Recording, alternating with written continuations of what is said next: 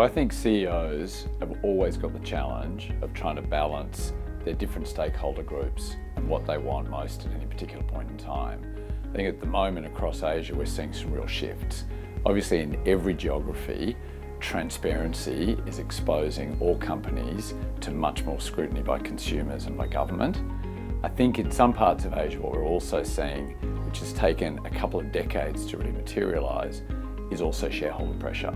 And so whether it's pressure on the conglomerates in Japan to start breaking up, whether it's activism in Korea, we're now starting to see a lot more focus on shareholder value.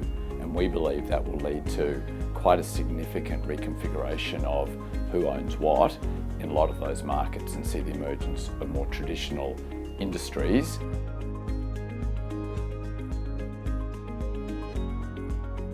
So the hard thing for CEOs when stakeholder expectations are shifting is not to get dragged along, but actually to jump out ahead of it.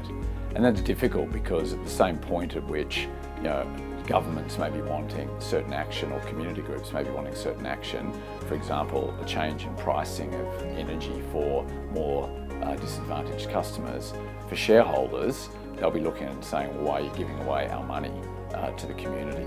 And so what CEOs really need to do is actually bring together their different stakeholder groups and bridge the short-term actions with actually what's the long-term combination of steps that are actually going to keep the company healthy in the long term.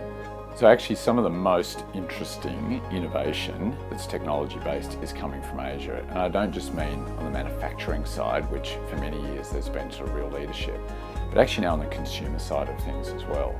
If you take China, for example, the new platforms that have emerged around, for example, WeChat, some of the ecosystem stuff that Ping An's doing, they're actually templates that companies in Australia that used to skip over Asia and look at Europe and the US for inspiration are now looking at some of those players. There's a different expectation of those markets often around regulation, different expectation around privacy. So what we're seeing is actually innovation that could actually be 10, 15 years ahead of what we're seeing in more of the traditional developed economies.